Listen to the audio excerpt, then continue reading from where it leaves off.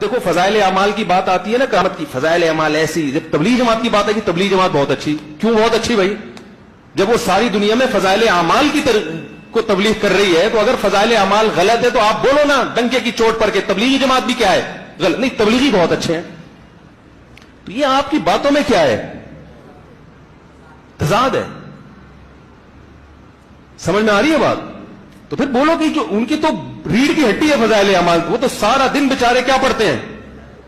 تو ہم یہ کہتے ہیں تبلیغ والوں سے، ہم کیا، ہماری کیا اوقات بڑے علماء کہ جب کام اتنا زیادہ دنیا میں پھیل گیا ہے تو ایسی کتاب ہونی چاہیے جو سب کے لیے قابل تسلیم ہو. جیسے کہ عرب میں ریاض الصالحین پڑھی جاتی ہے. مولانا ابو الحسن علی ندوی نے کہا تھا تبلیغ والوں سے کہ عرب یہ فضائل اعمال نہیں مانیں گے، آپ ریاض الصالحین رکھیں. تو شروع کر دی، کام پھیل گیا عرب میں. تو ہم یہاں بھی یہ کہتے ہیں کیونکہ فضائل اعمال میں واقعات ہیں، کرامتوں کے، یہ ہوا، بزرگ نے یہ ہوا، فلانا ہوا. وہ کرامت کا جو باب ہے نا، وہ اپنی نجی محفلوں میں کوئی اس کے لیے حد تک تو ٹھیک ہے، لیکن جب آپ ایک اوور آل دین کی عالمی تبلیغ کر رہے ہو تو پھر اس میں کرامتوں پر نہیں، اس میں کس پر بات ہونی چاہیے؟ صحیح احادیث پر. ساری رات جاگنا. فلاں بزرگ تھے، وہ رسے سے اپنے بالوں کو باندھ لیتے تھے کہ نماز پڑھتے پڑھتے جب نیند آئے اور جھٹکا لگے تو رسے سے بندھے ہوئے بالوں سے اس جھٹکے سے تکلیف ہو اور ان کی آنکھ کھل جائے اور پھر نفلوں میں شروع ہو جائے.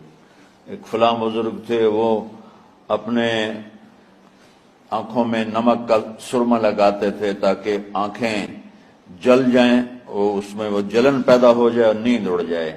یہ ایسے واقعات بھرے پڑے ہیں. فلاں بزرگ تھے، انہوں نے 30 سال عشاء کے وضو سے فجر کی نماز ادا کی. یہ اپنی جگہ پہ بزرگی ہے، لیکن یہ بھائیو یہ دین ہم پیش نہیں کر سکتے.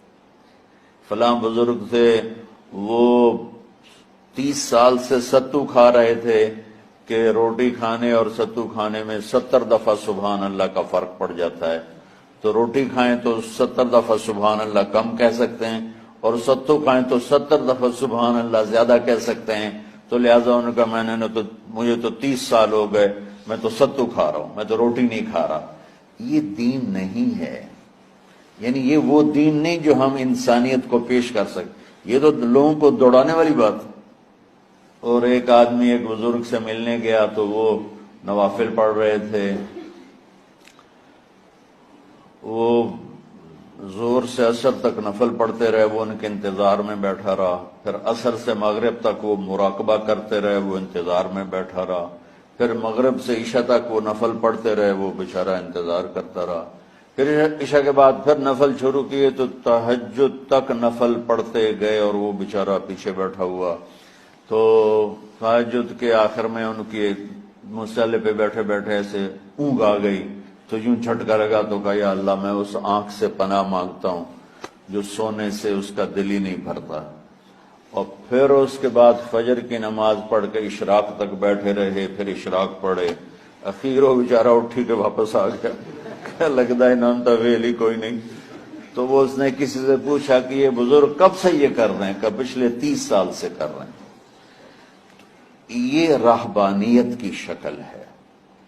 یہ وہ دین نہیں جو ہم لوگوں کو پیش کریں گے تو وہ کہیں گے واہ واہ واہ واہ کیا دین ہے بھائی، قبول کرو. بنی تھی اس وقت اتنی پھیلی نہیں تھی، اس وقت کے لحاظ سے وہ ٹھیک تھا. اب بہت سے علماء کہتے ہیں کہ جیسے عربوں میں ریاض الصالحین ہے، میں نہیں کہتا میں تو چھوٹا آدمی، بڑے علماء سے ہم نے سنا ہے، خود تبلیغ ہی کے بعض بڑے علماء سے ہم نے سنا ہے کہ ریاض الصالحین جیسے پوری دنیا میں عربوں میں ہے نا، تو ایسے ہی اب تبلیغی جماعت میں ریاض الصالحین جیسی کوئی کتاب ہونی چاہیے جس میں مستند احادیث ہیں، ان میں واقعات نہیں ہیں.